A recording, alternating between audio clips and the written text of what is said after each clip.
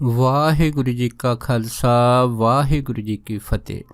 ਗੁਰੂ ਪਿਆਰੀ ਗੁਰੂ ਸਵਾਰੀ ਪਰਮ ਸਤਿਕਾਰਯੋਗ ਸਾਧ ਸੰਗਤ ਜੀਓ, ਅੱਜ ਦਾ ਸੰਤ ਮਹਾਂਪੁਰਖ ਬਾਬਾ ਮਹਾ ਹਰਨਾਮ ਸਿੰਘ ਜੀ ਦੀ ਚੱਲ ਰਹੀ ਲੜੀਵਾਰ ਪ੍ਰਸੰਗ ਕਥਾ ਦੇ ਤਹਿਤ ਉਹਨਾਂ ਦੇ ਅਗਲੇ ਜੀਵਨ ਦਰਸ਼ਨਾਂ ਦੀ ਜੋ ਕੜੀ ਆ ਦੱਸ ਆਪ ਸਾਰੀਆਂ ਸੰਗਤਾਂ ਨਾਲ ਸਾਂਝਾ ਕਰਦਾ ਹੈਗਾ। ਇੱਕ ਵਾਰ ਜਦੋਂ ਗਰਮੀਆਂ ਦਾ ਮੌਸਮ ਸੀਗਾ, ਉਸ ਮੌਸਮ ਦੇ ਵਿੱਚ ਇੰਨੀ ਭਾਰੀ ਗਰਮੀ ਪਈ ਸੀ। ਇਸ ਗਰਮੀ ਦੇ ਨਾਲ ਜਿੰਨੇ ਵੀ ਜਿਹੜੇ ਸੀ ਛੱਪੜ ਉਹ ਸਾਰੇ ਸੁੱਕ ਗਏ ਸੀ। ਸੋ ਪਾਣੀ ਦੀ ਬੜੀ ਘਾਟ ਕਿਲਤ ਹੋਈ ਸੀ ਉਹਨਾਂ ਟਾਈਮਾਂ ਦੇ ਵਿੱਚ।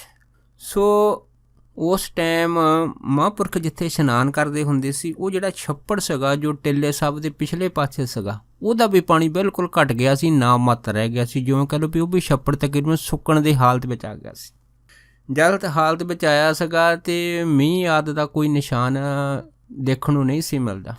ਉਸ ਟਾਈਮ 'ਤੇ ਸੰਗਤਾਂ ਨੇ ਮਹਾਂਪੁਰਖਾਂ ਦੇ ਅੱਗੇ ਬੇਨਤੀ ਕੀਤੀ ਕਿ ਮਹਾਂਪੁਰਖੋ ਪਾਣੀ ਬੜਾ ਘਟ ਗਿਆ ਹੈਗਾ, ਬੜੀ ਕਿੱਲਤ ਵਾ, ਹੁਣ ਤਾਂ ਨਹਾਉਣ ਵਾਸਤੇ ਵੀ ਪਾਣੀ ਬਹੁਤ ਘੱਟ ਰਹਿ ਗਿਆ ਹੈਗਾ, ਅਤੇ ਇਸ ਕਰਕੇ ਤੁਸੀਂ ਕਿਰਪਾ ਕਰੋ ਵੀ ਕਿਸੇ ਤਰੀਕੇ ਦੇ ਨਾਲ ਇਹ ਛੱਪੜ ਦੁਬਾਰਾ ਭਰ ਜਾਵੇ। ਜਦ ਇੰਨੀ ਗੱਲ ਹੋਈ ਤਾਂ ਬਾਬਾ ਮਹਾ ਹਰਨਾਮ ਸੋਹਣੀ ਜਿਹੜੇ ਸੀ ਕੋਈ ਆਪਣੇ ਰੰਗ 'ਚ ਕਹਿਣ ਲੱਗੇ, ਕਹਿੰਦੇ ਭਾਈ ਦੇਖੋ, ਮੀਂਹ ਪਾਉਣਾ ਜਾਂ ਨਹੀਂ ਪਾਉਣਾ ਇਹ ਤਾਂ ਉਸ ਪਰਮੇਸ਼ਰ ਦੇ ਹੱਥ ਵਿੱਚ ਵਾ। ਹਾਂ, ਇੰਨਾ ਜ਼ਰੂਰ ਵਾ ਕਿ ਅਸੀਂ ਕੋਈ ਨਾ ਕੋਈ ਤਰਤੀਬ ਲਾ ਕੇ ਇਹ ਛੱਪੜ ਜ਼ਰੂਰ ਭਰਾਂਗੇ। ਜਦ ਇੰਨੀ ਗੱਲ ਹੋਈ ਤਾਂ ਸੰਗਤ ਚੁੱਪ ਕਰ ਗਈ। ਪਰ ਕੁਛ ਦਿਨ ਜਦ ਮਹਾਂਪੁਰਖਾਂ ਨੇ ਕੋਈ ਇਸ ਤਰ੍ਹਾਂ ਦੀ ਹਾਮੀ ਨਾ ਭਰੀ ਉਹਨਾਂ ਟਾਈਮਾਂ ਦੇ ਵਿੱਚ, ਸੰਗਤ ਨੇ ਫਿਰ ਦੁਬਾਰਾ ਰਜੋਈ ਕੀਤੀ, ਕਹਿਣ ਲੱਗੇ ਮਹਾਂਪੁਰਖੋ ਹੁਣ ਤਾਂ ਦੇਖੋ ਗਰਮੀ ਦੇ ਵਿੱਚ ਪਾਣੀ ਇੰਨਾ ਘਟ ਗਿਆ ਕਿ ਪਸ਼ੂ ਪੰਛੀ ਵੀ ਧਿਆਏ ਮਰਨ ਲੱਗੇ ਆ। ਜਦ ਇੰਨੀ ਗੱਲ ਹੋਈ ਤਾਂ ਬਾਬਾ ਜੀ ਕਹਿਣ ਲੱਗੇ ਚਲੋ ਠੀਕ ਆ, ਤੁਸੀਂ ਇਸ ਤਰ੍ਹਾਂ ਕਰੋ ਕਿ ਲਾਗੇ ਜਿਹੜਾ ਹੈ ਨਾ ਨਹਿਰੀ ਸੂਆ ਵਗਦਾ ਹੈਗਾ, ਉਸ ਸੂਏ ਦਾ ਪਾਣੀ ਤੁਸੀਂ ਵੱਢ ਕੇ ਅਤੇ ਛੱਪੜ 'ਚ ਪਾ ਦਿਓ। ਦੇਖੋ ਜੀ, ਉਹ ਸੂਏ ਦਾ ਪਾਣੀ ਸੰਗਤਾਂ ਨੇ ਜਿਹੜਾ ਹੁਕਮ ਮੰਨ ਕੇ ਸੂਆ ਵੱਢ ਲਿਆ, ਉਹਦਾ ਪਾਣੀ ਛੱਪੜ 'ਚ ਪਾਤਾ, ਛੱਪੜ ਭਰ ਲਿਆ। ਜਦ ਛੱਪੜ ਭਰਿਆ ਗਿਆ ਤਾਂ ਉਸ ਟਾਈਮ ਇਸ ਇਲਾਕੇ ਦੇ ਕੁਛ ਐਸੇ ਬੰਦੇ ਜਿਹੜੇ ਮਹਾਂਪੁਰਖਾਂ ਦਾ ਬਹੁਤ ਰੱਖਦੇ ਹੁੰਦੇ ਸੀ ਉਹਨਾਂ ਟਾਈਮਾਂ ਦੇ ਵਿੱਚ, ਉਹਨਾਂ ਨੇ ਜਾ ਕੇ ਇਸ ਨਹਿਰੀ ਜਿਹੜਾ ਪਟਵਾਰੀ ਸੀਗਾ ਉਹਦੇ ਕੋਲ ਸੰਤਾਂ ਦੀ ਸ਼ਿਕਾਇਤ ਕਰ ਦਿੱਤੀ ਕਿ ਕਿਵੇਂ ਮਹਾਂਪੁਰਖਾਂ ਨੇ ਇਹ ਸੂਆ ਜਿਹੜਾ ਹੈ ਆਪਣੇ ਸੇਵਕਾਂ ਤੋਂ ਵਢਾ ਕੇ ਅਤੇ ਛੱਪੜ ਭਰ ਲਿਆ ਹੈਗਾ। ਜਦ ਇੰਨੀ ਗੱਲ ਹੋਈ ਤਾਂ ਉਹ ਜਿਹੜਾ ਨਹਿਰੀ ਪਟਵਾਰੀ ਸੀਗਾ ਉਹ ਮੌਕਾ ਦੇਖਣ ਵਾਸਤੇ ਛੱਪੜ ਦੇ ਕੋਲ ਆਇਆ। ਜਦ ਆਇਆ ਤਾਂ ਉਹਨੇ ਦੇਖਿਆ ਕਿ ਵਾਕਿਆ ਛੱਪੜ ਪੂਰਾ ਭਰਿਆ ਹੋਇਆ ਹੈ।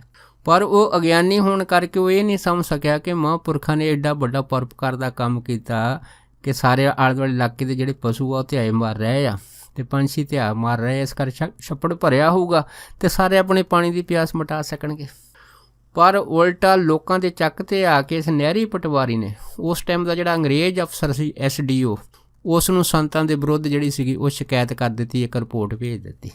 ਜਦੋਂ ਇਹ ਰਿਪੋਰਟ ਮਹਾਂਪੁਰਖਾਂ ਦੇ ਖਿਲਾਫ SDO ਨੇ ਪੜ੍ਹੀ ਤਾਂ ਉਹ SDO ਜਿਹੜਾ ਸੀਗਾ ਉਹ ਬੜਾ ਗੁੱਸੇ ਵਿੱਚ ਆਇਆ।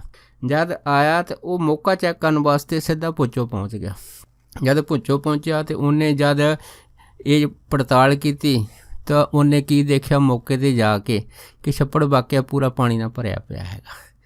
ਜਦ ਭਰਿਆ ਪਿਆ ਹੈਗਾ ਤਾਂ ਉਹਨੇ ਇਹ ਪੁੱਛਿਆ ਵੀ ਇਹ ਛੱਪੜ ਕਿੰਨੇ ਭਰਿਆ। ਪਰ ਦੇਖੋ ਗੋਰਿਆਂ ਦਾ ਰਾਜ ਸੀਗਾ ਅਤੇ ਗੋਰਿਆਂ ਦੇ ਰਾਜ ਕਰਕੇ ਲੋਕ ਆਮ ਕਰਕੇ ਇਹਨਾਂ ਤੋਂ ਡਰਦੇ ਹੁੰਦੇ ਸੀ। ਕਿਸੇ ਵੀ ਲੋਕਾਂ ਦੇ ਵਿੱਚੋਂ ਕਿਸੇ ਵੀ ਆਦਮੀ ਨੇ ਕੋਈ ਹਾਮੀ ਨਹੀਂ ਭਰੀ ਔਰ ਸਾਰੇ ਚੁੱਪ ਕਰ ਗਏ। ਅਤੇ ਇੱਥੋਂ ਤੱਕ ਜਿਹੜੇ ਮਨਚੱਲੇ ਆਦਮੀ ਸੀ ਉਹਨਾਂ ਨੇ SDO ਨੂੰ ਕਹਿ ਤਾ ਵੀ ਇਹ ਛੱਪੜ ਸੰਤ ਮਹਾਂਪੁਰਖ ਬਾਬਾ ਮਹਾ ਹਰਨਾਮ ਸੋਹਣਾ ਨੇ ਆਪਣੇ ਸੇਵਕਾਂ ਤੋਂ ਭਰਾਇਆ ਹੈਗਾ। ਜਦ ਇੰਨੀ ਗੱਲ ਹੋਈ ਤਾਂ SDO ਜਿਹੜਾ ਸੀਗਾ ਟਿੱਲੇ ਉੱਪਰ ਚਲੇ ਗਿਆ। ਜਦ ਟਿੱਲੇ ਉੱਪਰ ਗਿਆ ਤਾਂ ਉਸ ਟਾਈਮ ਹੈ ਨਾ ਮਹਾਂਪੁਰਖ ਆਪਣੇ ਆਸਣ 'ਤੇ ਬੈਠੇ ਸੀਗੇ।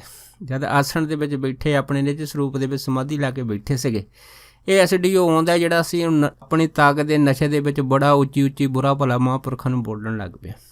ਜਦ ਬੋਲਣ ਲੱਗ ਪਿਆ ਤਾਂ ਮਹਾਂਪੁਰਖਾਂ ਨੇ ਉਹਦੀ ਕਿਸੇ ਵੀ ਗੱਲ ਦਾ ਕੋਈ ਜਵਾਬ ਨਹੀਂ ਦਿੱਤਾ। ਮਹਾਂਪੁਰਖ ਚੁੱਪ ਕਰਕੇ ਆਪਣੇ ਨਿੱਜ ਸਰੂਪ ਦੇ ਧਿਆਨ ਦੇ ਵਿੱਚ ਬੈਠੇ ਹੋਏ ਸੀ। ਜਦ ਬੈਠੇ ਹੋਏ ਸੀ ਇਹ ਜਿਹੜਾ SDO ਸੀ ਹੋਰ ਵੀ ਜ਼ਿਆਦਾ ਅੱਗ ਬਬੂਲਾ ਹੋ ਗਿਆ ਕਿ ਮੇਰੀ ਕਿਸੇ ਗੱਲ ਦਾ ਹੀ ਨਹੀਂ ਜਵਾਬ ਨਹੀਂ ਦੇ ਰਹੇ। ਸੋ ਉਸ ਨੇ ਮਹਾਂਪੁਰਖ ਬਾਬਾ ਮਹਾ ਹਰਨਾਮ ਸੋਹਣਾ ਨੂੰ ਇੱਕ ਸਧਾਰਨ ਆਦਮੀ ਸਮਝ ਕੇ ਉਹਦੇ ਹੱਥ ਵਿੱਚ ਜਿਹੜੀ ਫੜੀ ਬੈਂਤ ਸੀਗੀ, ਇਸ ਬੈਂਤ ਦੇ ਨਾਲ ਮਹਾਂਪੁਰਖਾਂ ਨੂੰ 2 ਸੋਟੀਆਂ ਮਾਰ ਦਿੱਤੀਆਂ। ਜਦ ਗੁੱਸੇ ਦੇ ਵਿੱਚ 2 ਸੋਟੀਆਂ ਮਾਰੀਆਂ ਅਤੇ ਮਹਾਂਪੁਰਖ ਦੇਖੋ ਕਿੰਨੇ ਧੀਰਜ ਵਾਲੇ ਆ, ਉਹਨਾਂ ਨੇ ਇਹ ਜਿਹੜੀਆਂ 2 ਸੋਟੀਆਂ ਮਹਾਂਪੁਰਖਾਂ ਦੇ ਮਾਰੀਆਂ ਸੀ ਉਹ SDO ਨੇ ਉਹਦਾ ਕੋਈ ਜਵਾਬ ਨਹੀਂ ਦਿੱਤਾ। ਚੁੱਪ ਕਰਕੇ ਸ਼ਾਂਤ ਰੂਪ ਹੋ ਕੇ ਸੋਟੀਆਂ ਖਾ ਕੇ ਵੀ ਬੈਠੇ ਰਹੇ। ਜਦ ਸੋਟੀਆਂ ਖਾ ਕੇ ਵੀ ਬੈਠੇ ਰਹੇ ਤਾਂ SDO ਦਾ ਗੁੱਸਾ ਜਿਹੜਾ ਉਹ 7ਵੇਂ ਅਸਮਾਨ 'ਤੇ ਪਹੁੰਚ ਗਿਆ। ਉਹਨੇ ਦੇਖਿਆ ਵੀ ਨਾ ਤਾਂ ਮੇਰੀ ਕਿਸੇ ਗੱਲ ਦਾ ਕੋਈ ਜਵਾਬ ਦਿੰਦੇ ਆ ਅਤੇ ਮੈਂ ਗੁੱਸੇ 'ਚ ਸੋਟੀਆਂ ਵੀ 1-2 ਮਾਰੀਆਂ ਤਾਂ ਵੀ ਮਹਾਂਪੁਰਖ ਪੂਰੀ ਸ਼ਾਂਤੀ ਦੇ ਨਾਲ ਇਸ ਆਸਣ 'ਤੇ ਬੈਠੇ ਹੋਏ ਆ। ਇਹ ਦੇਖ ਕੇ SDO ਨੇ ਜਿਹੜੇ ਸੀਗਾ ਆਪਣੀ ਕ੍ਰੋਧ ਦੀ ਅਗਨੀ ਦੇ ਵਿੱਚ ਜਦ ਮਹਾਂਪੁਰਖਾਂ ਦੀ ਦਾੜੀ ਨੂੰ ਹੱਥ ਪਾਉਣ ਦਾ ਯਤਨ ਕੀਤਾ, ਜੋ ਹੀ ਉਹਨੇ ਆਪਣਾ ਅੱਗੇ ਹੱਥ ਵਧਾਇਆ ਅਤੇ ਮਹਾਂਪੁਰਖਾਂ ਦੇ ਚਿਹਰੇ ਦੇ ਵਿੱਚੋਂ ਅੰਗਿਆਰੇ ਤੱਕ ਕੇ ਅਤੇ ਜਿਹੜਾ SDO ਸੀ ਉਹਦੇ ਪਸੀਨੇ ਛੁੱਟ ਗਏ। ਇਸ ਅੰਗਿਆਰੇ 'ਚ ਉਹਨੇ ਕੀ ਭਾਸ਼ਾ ਕਿ ਮਹਾਂਪੁਰਖਾਂ ਦਾ ਜਿਹੜਾ ਚਿਹਰਾ ਉਸ ਟਾਈਮ ਨਰਸਿੰਘ ਅਵਤਾਰ ਦੇ ਰੂਪ ਦੇ ਵਿੱਚ ਤਬਦੀਲ ਹੋ ਗਿਆ। ਜਦ ਨਰਸਿੰਘ ਅਵਤਾਰ ਦੇ ਰੂਪ ਦੇ ਵਿੱਚ ਤਬਦੀਲ ਹੋ ਗਿਆ, ਉਹ SDO ਜਿਹੜਾ ਸੀਗਾ ਉਹ ਯਕਦਮ ਝੁਣਝਣੀ ਖਾ ਕੇ ਹੇਠਾਂ ਡਿੱਗਿਆ। ਜਿਉਂ ਹੀ ਹੇਠਾਂ ਡਿੱਗਿਆ ਅਤੇ ਡਿੱਗਦੇ ਸਾਰ ਹੀ ਉਸ ਟਾਈਮ ਉਹ ਟਿੱਲੇ ਤੋਂ ਰਿੜ੍ਹਦਾ ਹੋਇਆ ਥੱਲੇ ਡਿੱਗ ਪਿਆ। ਜਦ ਥੱਲੇ ਡਿੱਗ ਪਿਆ, ਡਿੱਗਣ ਤੋਂ ਬਾਅਦ ਉਹਦੇ ਜਿਹੜੇ ਨਾਲ ਦੇ ਕਰਮਚਾਰੀ ਸੀ ਉਹਨਾਂ ਨੂੰ ਕੋਈ ਸਮਝ ਨਹੀਂ ਲੱਗੀ, ਪਰ ਦੇਖੋ ਉਹ ਉਸੇ ਟਾਈਮ ਜਿਹੜਾ ਉਹ SDO ਉਸ ਟਾਈਮ ਬੇਹੋਸ਼ ਪਿਆ ਸੀ, ਰਿੜ੍ਹਦਾ ਹੋਇਆ ਟਿੱਲੇ ਤੋਂ ਥੱਲੇ ਡਿੱਗਿਆ ਸੀਗਾ ਅਤੇ ਉਹਨੂੰ ਜਿਹੜੇ ਉਹਦੇ ਕਰਮਚਾਰੀ ਸੀ ਚੱਕ ਕੇ ਜਿਹੜੇ ਸੀ ਉਹਦੇ ਘਰ ਲੈ ਗਏ। ਜਦ ਘਰ ਲੈ ਗਏ ਉਸ ਤੋਂ ਬਾਅਦ ਫਿਰ SDO ਨੂੰ ਕਈ ਦਿਨ ਹੋਸ਼ ਨਹੀਂ ਆਈ। ਜਦ ਹੋਸ਼ ਨਹੀਂ ਆਈ ਤਾਂ ਉਹਦੇ ਜਿਹੜੇ ਘਰ ਦੇ ਘਬਰਾ ਗਏ SDO ਦੇ, ਅਤੇ ਉਹ ਮਹਾਂਪੁਰਖਾਂ ਦੇ ਪਾਸ ਮਿਹਨਤ ਕਰਨ ਆਏ। ਜਦ ਮਿਹਨਤ ਤਰਲਾ ਕਰਨ ਆਏ ਅਤੇ ਬਾਬਾ ਜੀ ਨੇ ਕਿਹਾ ਕਿ ਅਸੀਂ ਤਾਂ ਉਸ ਨੂੰ ਕੁਛ ਨਹੀਂ ਕਿਹਾ, ਪਰ ਹਾਂ ਉਸ ਨੇ ਕਹਿੰਦੇ ਵੀ ਇਹ ਸਾਡੀ ਦਾੜੀ ਨੂੰ ਹੱਥ ਪਾਉਣ ਦੀ ਕੋਸ਼ਿਸ਼ ਕੀਤੀ ਆ, ਇਹ ਸਾਡੀ ਦਾੜੀ ਨਹੀਂ ਆ, ਇਹ ਦਾੜੀ ਤਾਂ ਕਲਗੀਧਰ ਪਿਤਾ ਜੀ ਦੀ ਹੈਗੀ ਆ। ਇਸ ਕਰਕੇ ਭਾਈ ਜਿਹੜਾ ਇਸ ਦਾੜੀ ਦਾ ਆਦਰ ਨਹੀਂ ਕਰੂਗਾ, ਇਹਦਾ ਨਿਰਾਦਰ ਕਰਨ ਦੀ ਕੋਸ਼ਿਸ਼ ਕਰੂਗਾ, ਤਾਂ ਫਿਰ ਕਹਿੰਦੇ ਭਾਈ ਉਸ ਨੂੰ ਤਾਂ ਫਿਰ ਜਿਹੜੀਆਂ ਸ਼ਹੀਦੀ ਫੌਜਾਂ ਹੈ ਉਹ ਬਖਸ਼ਦੀਆਂ ਨਹੀਂ ਹੈ। ਇਸ ਕਰਕੇ ਤੁਹਾਡਾ ਹੁਣ SDO ਕਦੀ ਠੀਕ ਨਹੀਂ ਹੋਊਗਾ। ਉਸ ਤੋਂ ਬਾਅਦ ਦੱਸਦੇ ਆ ਕਿ ਜਿੰਨੀ ਵੀ ਜਿਹੜੀ ਜ਼ਿੰਦਗੀ ਸੀ ਨਾ ਉਹਨੇ SDO ਨੇ ਉਸ ਮੰਜੇ ਦੇ ਉੱਤੇ ਬਤੀਤ ਕੀਤੀ, ਅਤੇ ਉਸ ਮੰਜੇ ਦੇ ਉੱਤੇ ਹੀ ਜਿਹੜੀ ਸੀ ਉਹਦੀ ਰੋਂਦੇ ਕਰਲਾਉਂਦੇ ਦੀ ਮੌਤ ਹੋਈ ਸੀ। ਸੋ ਇਸੇ ਤਰ੍ਹਾਂ ਇੱਕ ਦੂਸਰੀ ਘਟਨਾ ਜਿਹੜੀ ਆ ਉਹ ਉਸ ਟਾਈਮ ਦੀ ਆ ਜਦੋਂ ਮਹਾਂਪੁਰਖ ਰੂਮੀ ਜਿਹੜੇ ਸੀ ਆਪਣਾ ਆਸਣ ਲਾ ਕੇ ਬੈਠੇ ਹੁੰਦੇ ਸੀ। ਉਹਨਾਂ ਟਾਈਮਾਂ ਦੇ ਵਿੱਚ ਵੀ ਇੱਕ ਵਾਰ ਕੀ ਹੋਇਆ ਸੀਗਾ ਕਿ ਇੱਕ ਨਹਿਰੀ ਅਫਸਰ ਜਿਹੜਾ ਸੀਗਾ ਉਹ ਮਹਾਂਪੁਰਖਾਂ ਦੇ ਪਾਸ ਆਇਆ। ਜਦ ਪਾਸ ਆਇਆ ਤਾਂ ਉਹਨੇ ਇੱਕ ਸਰਬਾ ਬਣਾਇਆ ਸੀ, ਜੇ ਸਰਬ ਦੇ ਆਧਾਰ ਦੇ ਉੱਤੇ ਜਿਹੜਾ ਨਹਿਰੀ ਸੂਆ ਸੀਗਾ ਹੈ ਨਾ ਉਹ ਸਿੱਧਾ ਉੱਥੋਂ ਦੀ ਲੰਘਦਾ ਸੀਗਾ ਜਿੱਥੇ ਮਹਾਂਪੁਰਖਾਂ ਦਾ ਆਸਣ ਸੀਗਾ। ਅਤੇ ਜਦ ਉਹ ਸਰਕਾਰੀ ਅਫਸਰ ਜਿਹੜਾ ਸੀਗਾ ਉਹ ਆ ਕੇ ਮਹਾਂਪੁਰਖਾਂ ਨੂੰ ਕਹਿਣ ਲੱਗਾ ਕਿ ਤੁਸੀਂ ਇੱਥੋਂ ਆਪਣਾ ਆਸਣ ਚੱਕੋ, ਕਿਉਂਕਿ ਇਸ ਜਗ੍ਹਾ ਵਿੱਚ ਦੀ ਸਰਕਾਰੀ ਜਿਹੜਾ ਸੂਆ ਹੈ ਨਾ ਸਿੱਧਾ ਲੰਘ ਰਿਹਾ ਹੈਗਾ।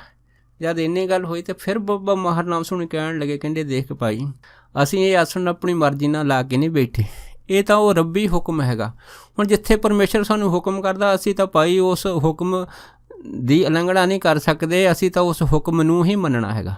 ਹੁਣ ਉਹਨਾਂ ਨੇ ਸਾਨੂੰ ਕਿਹਾ ਕਿ ਇੱਥੇ ਆਸਣ ਲਾਓ ਅਤੇ ਅਸੀਂ ਇਸੇ ਜਗ੍ਹਾ 'ਤੇ ਆਸਣ ਲਾ ਕੇ ਇਸੇ ਧਰਤੀ ਨੂੰ ਭਾਗ ਲਾਉਣੇ, ਹੋਰ ਅਸੀਂ ਕਿੱਥੇ ਜਾਈਏ।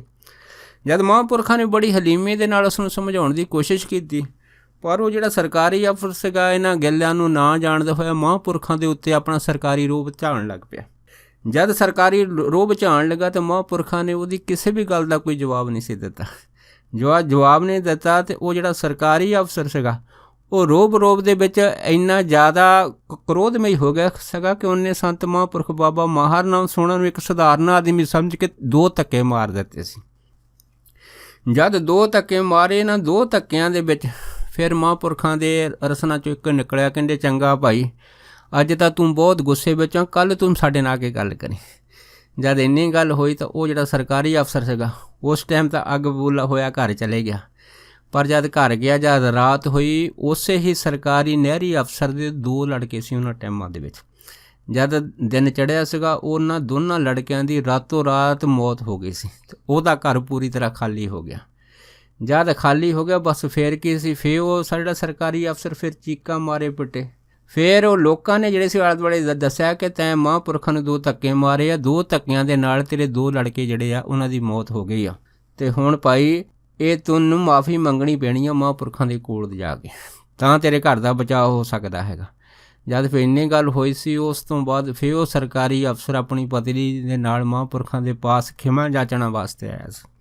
ਜਦ ਖਿਮਾ ਜਾਚਣਾ ਵਾਸਤੇ ਮਹਾਂਪੁਰਖਾਂ ਨੇ ਉਸ ਨੂੰ ਕੋਈ ਜਵਾਬ ਨਹੀਂ ਦਿੱਤਾ, ਪਰ ਜਦੋਂ ਉਹਨੇ ਬਹੁਤ ਅਧੀਨ ਦੇ ਨਾਲ ਬੇਨਤੀ ਕੀਤੀ ਸੀ ਤਾਂ ਮਹਾਂਪੁਰਖ ਕਹਿਣ ਲੱਗੇ ਚੱਲ ਠੀਕ ਆ, ਅੱਗੇ ਤੂੰ ਕਿਸੇ ਵੀ ਰੱਬ ਦੇ ਪਿਆਰੇ ਦੇ ਨਾਲ ਇਸ ਤਰ੍ਹਾਂ ਧੱਕੇ ਵਾਲਾ ਸਲੂਕ ਨਾ ਕਰੀ, ਤਾਂ ਤੇਰਾ ਜਿਹੜਾ ਉਹ ਬਚਾਅ ਹੋ ਸਕਦਾ ਹੈਗਾ, ਤਾਂ ਫਿਰ ਤੇਰੀ ਦੁਬਾਰਾ ਇਹ ਚੜ੍ਹਦੀ ਕਲਾ ਹੋ ਸਕਦੀ ਆ। ਫਿਰ ਦੇਖੋ ਉਹੀ ਸਰਕਾਰੀ ਅਫਸਰ ਨੇ ਬਹੁਤ ਦਿਆਲਤਾਪੂਰਨ ਮਹਾਂਪੁਰਖਾਂ ਚਰਨਾਂ 'ਚ ਬੇਨਤੀ ਕੀਤੀ ਸੀ, ਅੱਜ ਤੋਂ ਬਾਅਦ ਮੈਂ ਕਿਸੇ ਵੀ ਸਾਧੂ ਸੰਤ ਨੂੰ ਕੋਈ ਵੀ ਗਾਲਾਂ ਨਹੀਂ ਕੱਢੂੰਗਾ, ਧੱਕੇ ਮਾਰਨ ਦੀ ਤਾਂ ਇੱਕ ਪਾਸੇ ਗੱਲ ਹੈ, ਮੈਂ ਸਭ ਦਾ ਸਤਿਕਾਰ ਕਰੂੰਗਾ।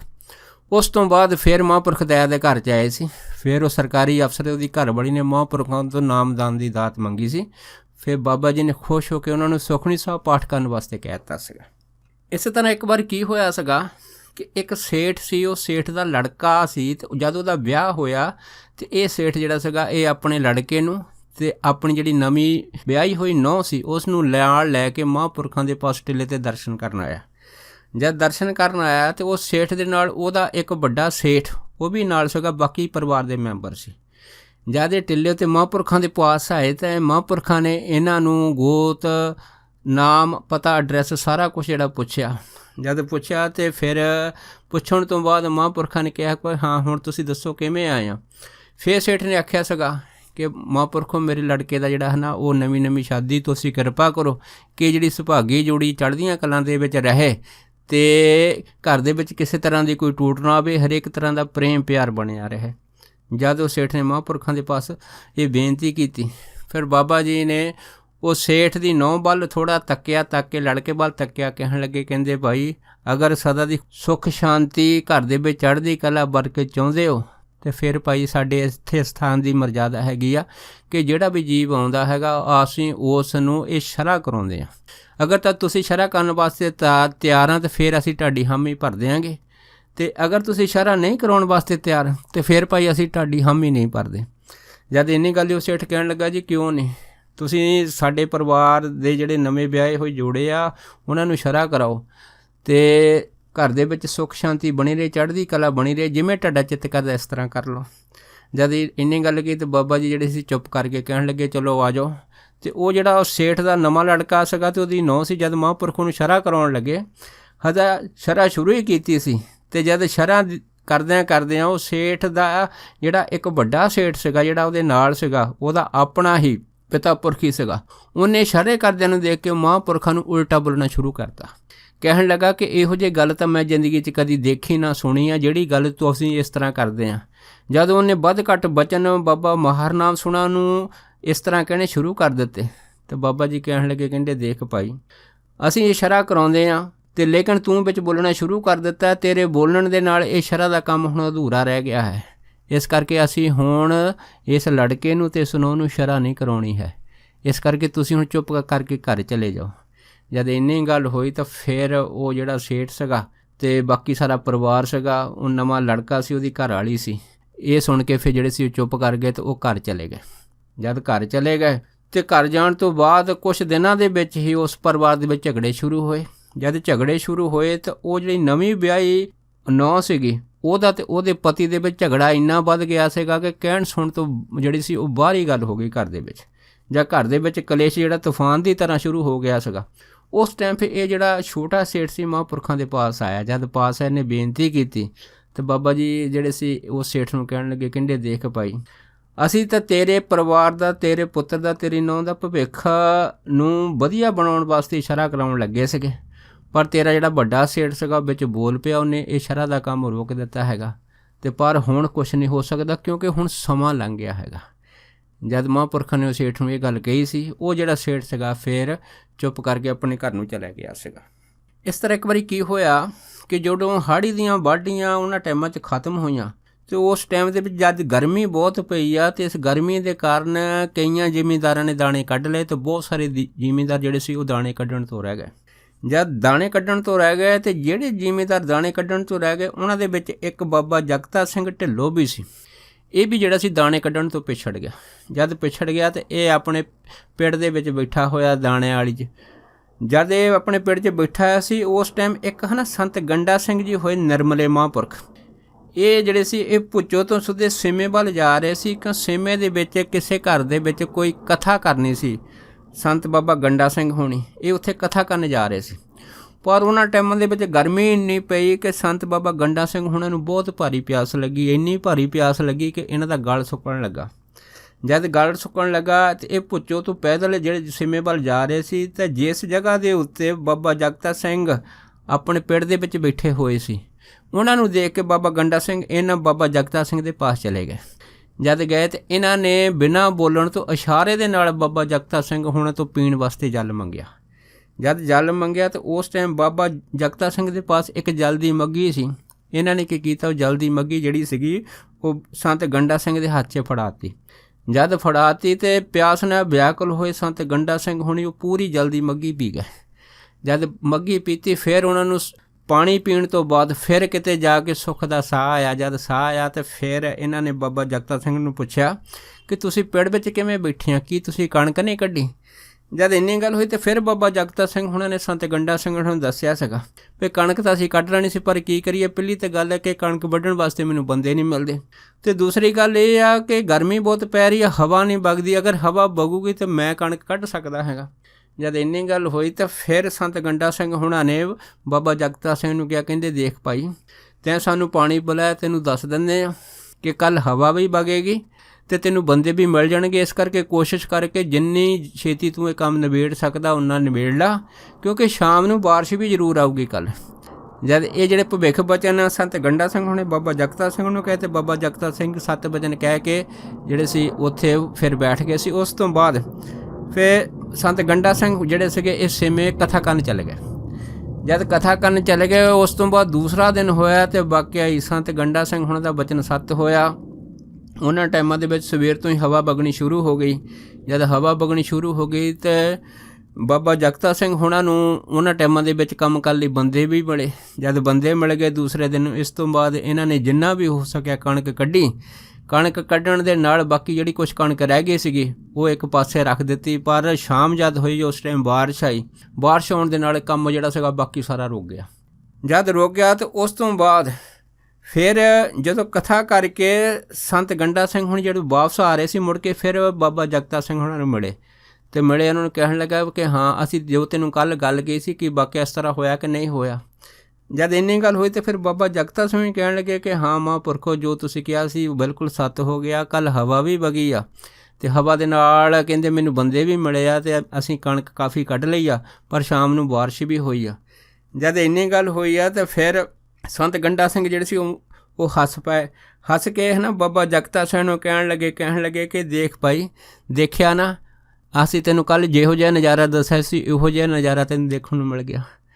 ਜਦ ਇੰਨੀ ਗੱਲ ਹੋਈ ਤਾਂ ਫਿਰ ਬਾਬਾ ਜਗਤਾ ਸਿੰਘ ਹੁਣੀ ਸੰਤ ਗੰਡਾ ਸਿੰਘ ਨੂੰ ਕਹਿਣ ਲੱਗੇ, ਕਹਿੰਦੇ ਭਾਈ, ਜਿਹੜੇ ਤੁਸੀਂ ਸਾਨੂੰ ਕੱਲ੍ਹ ਨਜ਼ਾਰਾ ਦਿਖਾਇਆ ਸੀ ਇਹੋ ਜਿਹੇ ਨਜ਼ਾਰੇ ਤਾਂ ਅਸੀਂ ਜਦੋਂ ਚਾਹੀਏ ਦੇਖ ਸਕਦੇ ਹਾਂ। ਜਦ ਇੰਨੀ ਗੱਲ ਹੋਈ ਤਾਂ ਫਿਰ ਸੰਤ ਗੰਡਾ ਸਿੰਘ ਹੁਣੀ ਸੋਚੀ ਪੈ ਗਏ, ਸੋਚਣ ਲੱਗੇ ਬਈ ਇਸ ਨੇ ਗੱਲ ਕੀ ਕਹੀ ਆ। ਉਸ ਤੋਂ ਬਾਅਦ ਸੰਤ ਗੰਡਾ ਸਿੰਘ ਕਹਿਣ ਲੱਗੇ ਕਿ ਕਹਿੰਦੇ ਭਾਈ ਵੀ ਤੁਹਾਨੂੰ ਜਿਹੜੇ ਨਜ਼ਾਰੇ ਇਹ ਕੌਣ ਦਿਖਾਉਂਦਾ ਹੈਗਾ, ਤੁਸੀਂ ਆਪ ਦੇਖਦੇ ਕੋਈ ਤੁਹਾਨੂੰ ਦਿਖਾਉਂਦਾ ਹੈਗਾ। ਜਦ ਇੰਨੀ ਗੱਲ ਹੋਈ ਤਾਂ ਫਿਰ ਬਾਬਾ ਜਗਤਾ ਸਿੰਘ ਕਹਿਣ ਲੱਗੇ ਕਿ ਅਸੀਂ ਪੁੱਛੋ ਸੰਤ ਮਹਾਂਪੁਰਖ ਬਾਬਾ ਮਾਹਰ ਨਾਮ ਸਿੰਘ ਹੁਣਾਂ ਦੀ ਸੇਵਾ ਕਰਦੇ ਹਾਂ, ਜਦੋਂ ਵੀ ਜਾਈਏ ਉਹ ਕੋਈ ਨਾ ਕੋਈ ਨਿੱਤ ਨਵਾਂ ਹੀ ਨਜ਼ਾਰਾ ਸਾਨੂੰ ਦਿਖਾ ਦਿੰਦੇ ਆ। ਜਦ ਇੰਨੀ ਗੱਲ ਹੋਈ ਤਾਂ ਫਿਰ ਸੰਤ ਗੰਡਾ ਸਿੰਘ ਕਹਿਣ ਲੱਗੇ ਵੀ ਫਿਰ ਤਾਂ ਭਾਈ ਇਹੋ ਜਿਹੇ ਸਾਧੂ ਨੂੰ ਦਰਸ਼ਨ ਕਰਨੇ ਚਾਹੀਦੇ ਆ, ਅਤੇ ਮੈਂ ਵੀ ਜ਼ਰੂਰ ਪੁੱਛੇ ਜਾਊਂਗਾ ਬਾਬਾ ਮਾਹਰ ਨਾਮ ਸਿੰਘ ਦੇ ਚਰਨਾਂ ਦੇ ਵਿੱਚ, ਅਤੇ ਮੈਂ ਉਹਨਾਂ ਦੇ ਜ਼ਰੂਰ ਦਰਸ਼ਨ ਕਰੂੰਗਾ। ਇਹ ਕਹਿ ਕੇ ਸੰਤ ਗੰਡਾ ਸਿੰਘ ਹੁਣੀ ਸਿੱਧੇ ਜਿਹੜੇ ਸੀ ਉਹ ਟਿੱਲਿਆਂ ਨੂੰ ਚਲੇ ਗਏ। ਜਦ ਗਏ ਆ ਅਤੇ ਉੱਥੇ ਜਾ ਕੇ ਜਦ ਇਹਨਾਂ ਨੇ ਸੰਤ ਮਹਾਂਪੁਰਖ ਬਾਬਾ ਮਾਹਰ ਨਾਮ ਸਿੰਘ ਦੇ ਦਰਸ਼ਨ ਕੀਤੇ। ਦਰਸ਼ਨ ਕਰਦਿਆਂ ਸਾਰੀ ਜਿਵੇਂ ਗੁਰਬਾਣੀ ਦੀ ਪੰਕਤੀ ਆ ਕਿ ਦਰਸ਼ਨ ਦੇਖਤ ਹੀ ਸੁਧ ਕੀ ਨਾ ਸੁਧ ਰਹੀ, ਬੁੱਧ ਕੀ ਨਾ ਬੁੱਧ ਰਹੀ, ਮਤ ਮੇ ਨਾ ਮਤ ਹੈ। ਬਸ ਉਸ ਤੋਂ ਬਾਅਦ ਇਹਨਾਂ ਦੀ ਲਿਵ ਲੱਗ ਗਈ। ਜਦ ਇਹਨਾਂ ਦੀ ਲਿਵ ਲੱਗ ਗਈ, ਸੁਰਤੀ ਜੁੜ ਗਈ, ਨਾਮ ਸਿਮਰਨ ਅੰਦਰੋਂ ਚੱਲ ਪਿਆ, ਅਤੇ ਉਸ ਟਾਈਮ ਫਿਰ ਮਹਾਂਪੁਰਖਾਂ ਨੇ ਸੰਤ ਗੰਡਾ ਸਿੰਘ ਹੁਣਾਂ ਨੂੰ ਇਹ ਆਦੇਸ਼ ਦੇ ਦਿੱਤਾ ਵੀ ਤੁਸੀਂ ਇਹ ਜਿਹੜਾ ਛੱਪੜ ਆ ਪਿਛਲੇ ਪਾਸੇ ਉਹਦੇ ਨਾਲ ਇੱਕ ਬੋਰਡ ਆ, ਉਸ ਬੋਰਡ ਦੇ ਥੱਲੇ ਆਸਣ ਲਾ ਲਓ ਅਤੇ ਉੱਥੇ ਬੈਠ ਜਾਓ। ਫਿਰ ਉਸ ਤੋਂ ਬਾਅਦ ਦੇਖੋ ਸੰਤ ਗੰਡਾ ਸਿੰਘ ਜਿਹੜੇ ਸੀਗੇ ਉਹ ਉਸ ਬੋਰਡ ਦੇ ਥੱਲੇ ਬੈਠ ਗਏ। ਜਦ ਬੈਠ ਗਏ ਕਈ ਦਿਨ ਇਹ ਜਿਹੜੀ ਨਾਮ ਦੀ ਖੁਮਾਰੀ ਸੀ ਉਹਨਾਂ ਨੂੰ ਚੜ੍ਹੀ ਰਹੀ। ਜਦ ਚੜ੍ਹੀ ਰਹੀ ਤਾਂ ਫਿਰ ਇੱਕ ਦਿਨ ਬਾਬਾ ਜਗਤਾ ਸਿੰਘ ਜਦੋਂ ਮਹਾਂਪੁਰਖਾਂ ਦੇ ਦਰਸ਼ਨ ਕਰਨ ਗਏ ਸੀ ਅਤੇ ਇਹਨਾਂ ਨੇ ਦੇਖਿਆ ਕਿ ਸੰਤ ਗੰਡਾ ਸਿੰਘ ਹੁਣੀ ਤਾਂ ਮਹਾਂਪੁਰਖਾਂ ਦੇ ਅਸਥਾਨ ਦੇ ਉੱਤੇ ਹੀ ਸਮਾਧੀ ਸਥਿਰ ਬੈਠੇ ਹੋਏ ਆ। ਫਿਰ ਬਾਬਾ ਜਗਤਾ ਸਿੰਘ ਜੀ ਜਦੋਂ ਸੰਤ ਗੰਡਾ ਸਿੰਘ ਹੁਣਾਂ ਦੇ ਪਾਸ ਗਏ ਤਾਂ ਫਿਰ ਸੰਤ ਗੰਡਾ ਸਿੰਘ ਨੇ ਜਦ ਨੇਤਰ ਖੋਲ੍ਹੇ ਤਾਂ ਫਿਰ ਬਾਬਾ ਜਗਤਾ ਸਿੰਘ ਹੁਣਾਂ ਨੇ ਬਾਬਾ ਗੰਡਾ ਸਿੰਘ ਹੁਣਾਂ ਨੂੰ ਇਹ ਪੁੱਛਿਆ, ਕਹਿੰਦੇ ਵੀ ਤੁਸੀਂ ਮਹਾਂਪੁਰਖਾਂ ਦੇ ਦਰਸ਼ਨ ਕੀਤੇ, ਤੁਸੀਂ ਇਹ ਦੱਸੋ ਕਿ ਸੰਤ ਬਾਬਾ ਮਾਹਰ ਨਾਮ ਸਿੰਘ ਕਿਹੋ ਜਿਹੇ ਸਾਧੂ ਆ। ਜਦ ਇੰਨੀ ਗੱਲ ਹੋਈ ਸੀ ਫਿਰ ਸੰਤ ਗੰਡਾ ਸਿੰਘ ਹੁਣਾਂ ਨੇ ਆਪਣੇ ਨੇਤਰਾਂ ਦੇ ਵਿੱਚ ਜਲ ਆ ਗਿਆ। ਜਦੋਂ ਉਹ ਕਹਿਣ ਲੱਗੇ, ਕਹਿੰਦੇ ਭਾਈ ਅਸੀਂ ਤੁਹਾਨੂੰ ਸੰਤ ਮਹਾਂਪੁਰਖ ਬਾਬਾ ਮਾਹਰ ਨਾਮ ਸਿੰਘ ਬਾਰੇ ਕੀ ਦੱਸੀਏ। ਸੰਤ ਮਹਾਂਪੁਰਖ ਬਾਬਾ ਮਾਹਰ ਨਾਮ ਸਿੰਘ ਤਾਂ ਸਰਬ ਕਲਾ ਸੰਪੂਰਨ ਸਾਧੂ ਆ। ਜਦ ਇਹ ਜਿਹੜੇ ਵਚਨ ਸੀਗੇ ਇਹ ਸੰਤ ਗੰਡਾ ਸਿੰਘ ਹੁਣਾਂ ਨੇ ਬਾਬਾ ਜਗਤਾ ਸਿੰਘ ਨੂੰ ਦੱਸੇ ਸੀਗੇ। ਉਸ ਤੋਂ ਬਾਅਦ ਫਿਰ ਬਾਬਾ ਜਗਤਾ ਸਿੰਘ ਹੁਣਾਂ ਨੇ ਫਿਰ ਸੰਤ ਗੰਡਾ ਸਿੰਘ ਹੁਣਾਂ ਨਮਸਕਾਰ ਕੀਤੀ ਕਿ ਤੁਹਾਨੂੰ ਤੁਸੀਂ ਆ ਇਹਨਾਂ ਮਹਾਂਪੁਰਖਾਂ ਦੀ ਜਿਹੜੀ ਜਾਣਕਾਰੀ ਆ ਉਹ ਸਹਿਜ ਦੇ ਵਿੱਚ ਹੀ ਪ੍ਰਾਪਤ ਕਰ ਲਈ ਆ। ਫਿਰ ਸੰਤ ਬਾਬਾ ਗੰਡਾ ਸਿੰਘ ਨੇ ਅਕਸਰ ਜਿਹੜੇ ਸੀਗੇ ਉਸ ਤੋਂ ਬਾਅਦ ਮਹਾਂਪੁਰਖਾਂ ਦੇ ਦਰਸ਼ਨ ਕਰਨ ਵਾਸਤੇ ਆਉਂਦੇ ਰਹੇ ਅਤੇ ਉਹਨਾਂ ਦੇ ਬਚਨਾਂ ਦੀ ਫਿਰ ਪਾਲਣਾ ਕਰਦੇ ਰਹੇ। ਇਸ ਤਰ੍ਹਾਂ ਇੱਕ ਵਾਰ ਕੀ ਹੋਇਆ ਸੀਗਾ ਕਿ ਇੱਕ ਨਾ ਸਾਧੂ ਨੰਦ ਲਾਲ ਜੀ ਹੋਏ ਆ, ਇਹ ਦਿਆਲਪੁਰੇ ਮਿਰਜ਼ੇ ਦੇ ਸੀਗੇ। ਇਹ ਵੀ ਬੜੇ ਜਤੀ ਸਤੀ ਸਾਧੂ ਹੋਏ ਉਹਨਾਂ ਟਾਈਮਾਂ ਦੇ ਵਿੱਚ। ਅਤੇ ਸੰਤ ਨੰਦ ਲਾਲ ਜੀ ਜਿਹੜੇ ਸੀਗੇ ਉਹਨਾਂ ਟਾਈਮਾਂ 'ਚ 12 ਪਾਠ ਰੋਜ਼ ਸੁਖਮਨੀ ਸਾਹਿਬ ਜੀ ਦੇ ਕਰਦੇ ਹੁੰਦੇ ਸੀ। ਇਹ ਇਹਨਾਂ ਦਾ ਨਿਯਮ ਹੁੰਦਾ ਸੀ। ਇੱਕ ਵਾਰ ਦੱਸਦੇ ਕਿ ਕੁਦਰਤ ਦਾ ਐਸਾ ਭਾਣਾ ਹੋਇਆ ਕਿ ਸੰਤ ਜਿਹੜੇ ਨੰਦ ਲਾਲ ਜੀ ਸੀ, ਇਹਨਾਂ ਦੀ ਧਰਮ ਪਤਨੀ ਗੁਜ਼ਰ ਗਈ। ਜਦ ਧਰਮ ਪਤਨੀ ਗੁਜ਼ਰੀ ਉਸ ਤੋਂ ਬਾਅਦ ਇਹਨਾਂ ਨੇ ਕੀ ਕੀਤਾ, ਆਪਣੀ ਜਿਹੜੀ ਅੱਧੀ ਜਾਇਦਾਦ ਅਤੇ ਸਮਾਨ ਸੀਗਾ ਹੈ ਨਾ, ਪਿੰਡ ਮਲੂਕੇ ਇੱਕ ਗੁਰਦੁਆਰਾ ਹੈ, ਗੁਰਦੁਆਰਾ ਤਾਰੂਆਣੇ ਸਾਹਿਬ, ਉੱਥੇ ਅੱਧਾ ਸਮਾਨ ਦੇ ਦਿੱਤਾ। ਉਸ ਤੋਂ ਬਾਅਦ ਫਿਰ ਜਿਹੜਾ ਅੱਧਾ ਸਮਾਨ ਸੀਗਾ ਇਹਨਾਂ ਨੇ ਰਾਮ ਟਿੱਲੇ ਅਸਥਾਨ ਦੇ ਉੱਤੇ ਸੰਤ ਰਾਮ ਸਿੰਘ ਉਹਨਾਂ ਟਾਈਮਾਂ ਦੇ ਵਿੱਚ ਸੇਵਾ ਕਰਾਉਂਦੇ ਹੁੰਦੇ ਸੀ, ਅੱਧਾ ਉਹਨਾਂ ਨੂੰ ਦੇ ਦਿੱਤਾ। ਦੇਣ ਤੋਂ ਬਾਅਦ ਫਿਰ ਆਪ ਉੱਥੇ ਹੀ ਸੰਤ ਰਾਮ ਸਿੰਘ ਉਹਨਾਂ ਦੇ ਪਾਸ ਟਿਕ ਗਏ ਸੀ। ਜਦੋਂ ਸੰਤ ਲਾਲ ਸਿੰਘ ਸੰਤ ਰਾਮ ਸਿੰਘ ਉਹਨਾਂ ਦੇ ਪਾਸ ਟਿਕੇ ਸੀ ਤਾਂ ਸੰਤ ਰਾਮ ਸਿੰਘ ਹੋਣੀ ਜਿਹੜੇ ਸੀ ਉਹ ਅਕਸਰ ਮਹਾਂਪੁਰਖਾਂ ਦੇ ਦਰਸ਼ਨ ਕਰਨ ਆਉਂਦੇ ਸੀ। ਜਦ ਦਰਸ਼ਨ ਕਰਨ ਆਉਂਦੇ ਸੀ, ਇੱਕ ਵਾਰ ਕੀ ਹੋਇਆ ਕਿ ਸੰਤ ਲਾਲ ਸਿੰਘ ਹੋਣੀ ਜਦੋਂ ਦਰਸ਼ਨ ਕਰਨ ਸੰਤ ਬਾਬਾ ਰਾਮ ਸਿੰਘ ਹੋਣਾ ਦੇ ਨਾਲ ਭੁੱਚੋ ਆਏ ਸੀ ਅਤੇ ਉੱਥੇ ਜਦ ਰਹੇ ਸੀ ਤਾਂ ਉਹਨਾਂ ਟਾਈਮਾਂ ਦੇ ਵਿੱਚ ਫਿਰ ਸੰਤ ਨੰਦ ਲਾਲ ਹੋਣਾ ਨੇ ਬਾਬਾ ਮਾਹਰ ਨਾਮ ਸੋਹਣਾ ਤੋਂ ਕੱਪੜੇ ਧੋਣ ਵਾਸਤੇ ਸਾਬਣ ਮੰਗਿਆ ਸੀ। ਜਦ ਸਾਬਣ ਮੰਗਿਆ ਸੀ ਤਾਂ ਬਾਬਾ ਮਾਹਰ ਨਾਮ ਸੋਹਣਾ ਨੇ ਭਾਈ ਨੀਲੇ ਨੂੰ ਕਹਿ ਕੇ ਇੱਕ ਟਿੱਕੀ ਸੰਤ ਨੰਦ ਲਾਲ ਨੂੰ ਦਵਾ ਦਿੱਤੀ ਸੀ ਕਿ ਭਾਈ ਇੱਕ ਟਿੱਕੀ ਸਾਬਣ ਦੀ ਇਹਨੂੰ ਦੇ ਦਿਓ ਅਤੇ ਇਹ ਕੱਪੜੇ ਧੋ ਲਵੇ। ਜਦੋਂ ਸੰਤ ਨੰਦ ਲਾਲ ਜੀ ਟਿੱਕੀ ਲੈ ਕੇ ਸਾਬਣ ਦੀ ਕੱਪੜੇ ਧੋਣ ਲੱਗੇ ਤਾਂ ਅਚਨਚੇਤ ਇੱਕ ਉੱਡਦਾ ਹੋਇਆ ਕਾਂ ਆਇਆ। ਕਾਂ ਦੀ ਨਜ਼ਰ ਉਹ ਟਿੱਕੀ 'ਤੇ ਪੈ ਗਈ। ਉਹ ਜਿਹੜਾ ਕਾਂ ਡੋਡ ਸੀਗਾ ਉਹ ਟਿੱਕੀ ਲੈ ਕੇ ਉੱਡ ਗਿਆ। ਜਦ ਟਿੱਕੀ ਲੈ ਕੇ ਉੱਡ ਗਿਆ ਉਸ ਤੋਂ ਬਾਅਦ ਫਿਰ ਸੰਤ ਨੰਦ ਲਾਲ ਜੀ ਜਿਹੜੇ ਸੀਗੇ ਇਹ ਫਿਰ ਮਹਾਂਪੁਰਖਾਂ ਦੇ ਪਾਸ ਆਏ। ਪਾਸ ਆ ਕਹਿਣ ਲੱਗੇ ਕਿ ਮੈਨੂੰ ਸਾਬਣ ਚਾਹੀਦਾ ਹੈਗਾ। ਜਦ ਇੰਨੀ ਗੱਲ ਹੋਈ ਤਾਂ ਬਾਬਾ ਜੀ ਕਹਿਣਗੇ, ਕਹਿੰਦੇ ਭਾਈ ਹੁਣ ਤਾਂ ਤੈਨੂੰ ਅਸੀਂ ਸਾਬਣ ਦੀ ਇੱਕ ਟਿੱਕੀ ਦਿੱਤੀ ਆ, ਹੋਰ ਸਾਬਣ ਤੈਂ ਕੀ ਕਰਨਾ। ਅਤੇ ਫਿਰ ਸੰਤ ਨੰਦ ਲਾਲ ਜੀ ਜਿਹੜੇ ਦਿਆਲਪੁਰ ਵਾਲੇ ਸੀਗੇ ਇਹ ਮਹਾਂਪੁਰਖਾਂ ਨੂੰ ਕਹਿਣ ਲੱਗੇ ਕਿ ਮਹਾਂਪੁਰਖੋ ਉਹ ਜਿਹੜੀ ਤੁਸੀਂ ਪਹਿਲੀ ਟਿੱਕੀ ਦੇ ਦਿੱਤੀ ਸੀ ਉਸ ਨੂੰ ਤਾਂ ਕਾਂ ਡੋਡ ਚੱਕ ਕੇ ਲੈ ਗਿਆ ਹੈਗਾ ਅਤੇ ਇਸ ਕਰਕੇ ਮੈਂ ਦੂਜੀ ਟਿੱਕੀ ਮੰਗਣਾ ਹੈ। ਜਦ ਇੰਨੀ ਗੱਲ ਹੋਈ ਤਾਂ ਬਾਬਾ ਜੱਸ ਕੇ ਕਹਿਣ ਲੱਗੇ, ਕਹਿੰਦੇ ਭਾਈ ਤੈਨੂੰ ਦੂਜੀ ਟਿੱਕੀ ਦੀ ਕੋਈ ਜ਼ਰੂਰਤ ਨਹੀਂ ਪਊਗੀ, ਤੂੰ ਉੱਥੇ ਚਲੇ ਜਾ, ਤੈਨੂੰ ਟਿੱਕੀ ਆਪੇ ਹੀ ਮਿਲ ਜਾਊਗੀ ਪਹਿਲੇ ਵਾਲੀ। ਜਦ ਇਹ ਗੱਲ ਹੋਈ ਆ ਅਤੇ ਸੰਤ ਨੰਦ ਲਾਲ ਜੀ ਜਦ ਕੱਪੜਿਆਂ ਦੀ ਢੇਰੀ 'ਚ ਗਏ, ਜਦ ਦੇਖਣ ਲੱਗੇ ਕਿ ਟਿੱਕੀ ਤਾਂ ਕਾਂ ਚੱਕ ਕੇ ਲੈ ਗਏ ਸੀ, ਮਹਾਂਪੁਰਖਾਂ ਨੇ ਕਿਹਾ ਵੀ ਤੈਨੂੰ ਟਿੱਕੀ ਮਿਲ ਜਾਊਗੀ।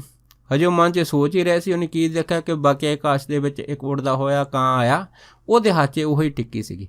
ਉਸ ਕਾਂ ਨੇ ਬਿਲਕੁਲ ਇਹਦੇ ਕੱਪੜਿਆਂ ਦੇ ਕੋਲ ਜਾ ਕੇ ਉਹ ਟਿੱਕੀ ਦੁਬਾਰਾ ਫਿਰ ਉੱਥੇ ਸਿੱਟ ਦਿੱਤੀ। ਜਦ ਸਿੱਟੀ ਤਾਂ ਉਸ ਤੋਂ ਬਾਅਦ ਫਿਰ ਸੰਤ ਨੰਦ ਲਾਲ ਜੀ ਨੇ ਹੁਣਾਂ ਨੇ ਜਦੋਂ ਇਹ ਦ੍ਰਿਸ਼ ਦੇਖਿਆ ਮਨ ਵਿੱਚ ਬੜੇ ਹੈਰਾਨ ਹੋਏ ਅਤੇ ਮਨ 'ਚ ਸੋਚਣ ਲੱਗੇ ਕਿ ਕਮਾਲ ਹੈ, ਮਹਾਂਪੁਰਖਾਂ ਨੇ ਮੈਨੂੰ ਜੋ ਵਚਨ ਕਿਹਾ ਸੱਤ ਹੋ ਗਿਆ। ਇਹ ਕਾਂ ਟਿੱਕੀ ਪਹਿਲਾਂ ਚੱਕ ਕੇ ਲੈ ਗਿਆ, ਦੁਬਾਰਾ ਵਾਪਸ ਭੇਜ 'ਤੇ ਸੱਟ ਗਿਆ ਹੈਗਾ। ਅਤੇ ਇਸ ਕਰਕੇ ਫਿਰ ਸੰਤ ਨੰਦ ਲਾਲ ਜੀ ਦੇ ਮਨ 'ਚ ਵਿਚਾਰ ਆਏ ਵੀ ਇਹੋ ਜਿਹੇ ਮਹਾਂਪੁਰਖ ਬਾਬਾ ਮਾਹਰ ਨਾਮ ਸੁਣਾ ਤਾਂ ਕੁਛ ਨਾ ਕੁਛ ਜ਼ਰੂਰ ਮੰਗਣਾ ਚਾਹੀਦਾ। ਸੋ ਇਹ ਜਦੋਂ ਮਨ 'ਚ ਵਿਚਾਰ ਉਹਨਾਂ ਦੇ ਫੁਰੀ ਸੀ, ਫਿਰ ਜਦ ਕੱਪੜੇ ਧੋ ਕੇ ਜਦ ਵਾਪਸ ਮਹਾਂਪੁਰਖਾਂ ਦੇ ਪਾਸ ਦਰਸ਼ਨ ਕਰਨ ਆਏ, ਜਦੋਂ ਮੱਥਾ ਟੇਕ ਕੇ ਬੈਠੇ ਤਾਂ ਬਾਬਾ ਮਾਹਰ ਨਾਮ ਸੁਣਾ ਨੇ ਸੰਤ ਨੰਦ ਲਾਲ ਜੀ ਵੱਲ ਤੱਕਿਆ, ਤੱਕ ਕੇ ਕਹਿਣ ਲੱਗੇ, ਕਹਿੰਦੇ ਸੰਤ ਲਾਲ ਬਈ ਕੀ ਸੋਚਦਾ ਹੈਗਾ, ਅਗਰ ਤੈਂ ਕੁਛ ਮੰਗਣਾ ਹੈਗਾ ਤਾਂ ਫਿਰ ਤੈਨੂੰ ਇੱਕ ਵਧੀਆ ਚੀਜ਼ ਅਸੀਂ ਆਪ ਹੀ ਦੇ ਦਿੰਦੇ ਹਾਂ। ਫਿਰ ਬਾਬਾ ਮਾਹਰ ਨਾਮ ਸੁਣਾ ਨੇ ਸੰਤ ਨੰਦ ਲਾਲ ਨੂੰ ਕਿਹਾ ਸੀ, ਕਹਿੰਦੇ ਭਾਈ ਸਭ ਤੋਂ ਚੰਗੀ ਚੀਜ਼ ਇਹ ਹੋਈ ਆ ਕਿ ਤੂੰ ਸੁਖਮਨੀ ਸਾਹਿਬ ਦੀ ਗੁਰਬਾਣੀ ਦਾ ਪਾਠ ਕਰਿਆ ਕਰ। ਸੋ ਫਿਰ ਸੁਖਮਨੀ ਸਾਹਿਬ ਦੀ ਜਦ ਗੁਰਬਾਣੀ ਦੇ ਪਾਠ ਦਾ ਜਿਹੜਾ ਆਦੇਸ਼ ਸੀਗਾ ਮਹਾਂਪੁਰਖਾਂ ਨੇ ਸੰਤ ਨੰਦ ਲਾਲ ਨੂੰ ਦਿੱਤਾ ਸੀਗਾ, ਫਿਰ ਸੰਤ ਨੰਦ ਲਾਲ ਜੀ ਨੇ ਜਿਹੜੇ ਸੀ 7 ਵਚਨ ਕਹਿ ਕੇ ਮੱਥਾ ਟੇਕਤਾ ਸੀ। ਉਸ ਤੋਂ ਬਾਅਦ ਫਿਰ ਸੰਤ ਨੰਦ ਲਾਲ ਜੀ ਵੀ ਜਿਹੜੇ ਸੀਗੇ ਨੇ ਸੁਖਮਨੀ ਸਾਹਿਬ ਦੀ ਬਾਣੀ ਦਾ ਪਾਠ ਕਰਦੇ ਹੋਏ ਇਹਦੇ ਵਿੱਚ ਹੀ ਰੰਗੇ ਗਏ ਸੀ। ਸੋ ਦਾਸ ਇੰਨੇ ਹੀ ਵਚਨ ਕਰਦਾ ਹੋਇਆ ਖਿਮਾ ਦਾ ਜਾ ਚੁੱਕਾ ਜੀ। ਹੋਈਆਂ ਬੇਅੰਤ ਭੁੱਲਾਂ ਚੁੱਕਣ ਦੀ ਖਿਮਾ ਬਖਸ਼ਣੀ, ਸੋ ਫਤਿਹ ਬੁਲਾਓ। ਵਾਹਿਗੁਰੂ ਜੀ ਕਾ ਖਾਲਸਾ, ਵਾਹਿਗੁਰੂ ਜੀ ਕੀ ਫਤਿਹ।